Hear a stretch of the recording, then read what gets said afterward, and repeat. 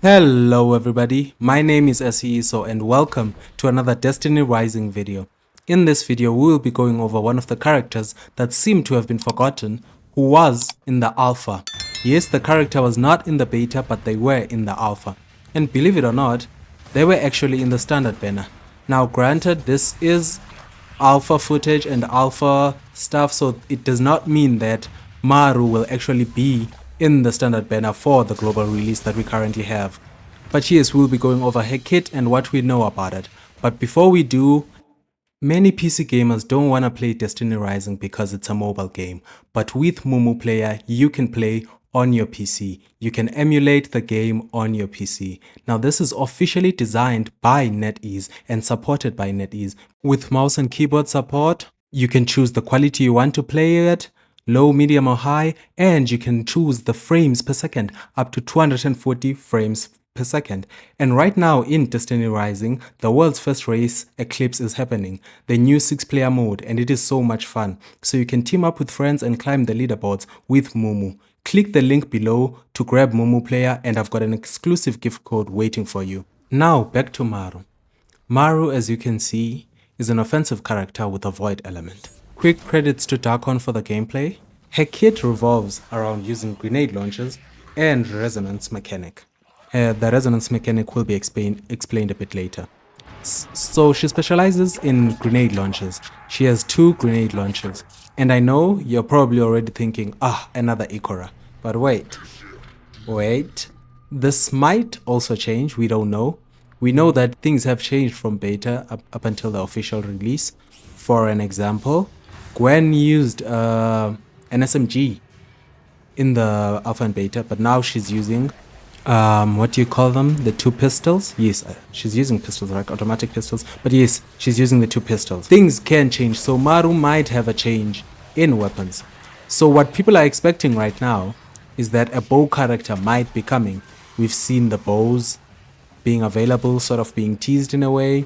We saw the story quest for Estella with the bow, so we're expecting a bow character. We're expecting a piercing character to be coming. But that could still be Maru, as 2 grenade launchers isn't really the best feeling, you know? It doesn't feel really good for bossing. For AoE content, it does feel really great, but for bossing, it doesn't do as much damage as you would expect. But maybe that changes, but for now, Maru uses 2 grenade launchers. Now we shall go to her abilities and skills. So her abilities focus on damage and knockback, and defense through her barriers and shield. She has a sort of a parrot, but this does not appear in the gameplay. It does not appear at all in the gameplay, it appears in her idols in the menu. So we shall start with her barrier. She can deploy a barrier that provides an overshield and causes damage knockback. Her ult, which you saw at the beginning and you will see with this gameplay, is named Blight Volley. She enters a super state and rapidly fires explosive energy projectiles from the collapsing cannon. If anything, the projectiles seem to end really fast. As you can see right now, she's starting to use it. You see, the ult does a lot of damage, it really melted that, but then it's gone. I feel like feedback on that from the alpha would be the ult is literally short. Yes, the damage is a lot, but looking at Estella's dragon, that also deals a lot of damage and lasts way longer. So the cannon, her ult, this is alpha footage, I'm sure it will be better. Could use some duration extension because it is literally the coolest part of her kit. Like if anything, I'm pulling just for that ult. That's if I get her, because I'm kind of playing a free-to-play series right now, but hey, we move.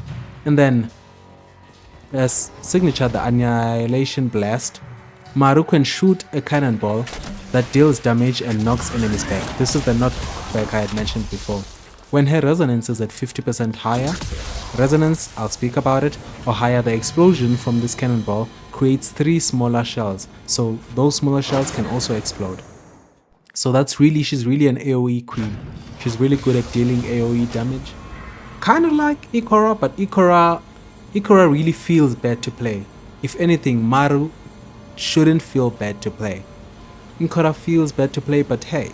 And then her next signature is the Abyss Engulf. This ability creates a little shield for defense. This defense does have the knockback as well.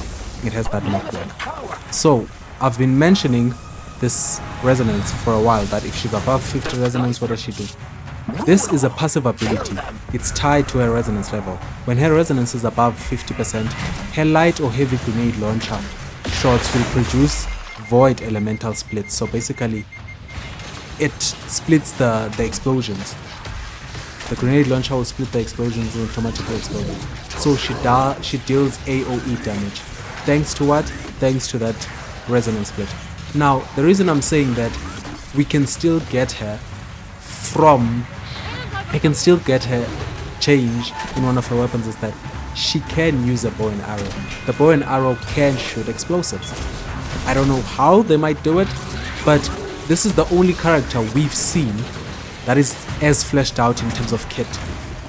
So it makes sense to expect that Maru might or will be the next unit.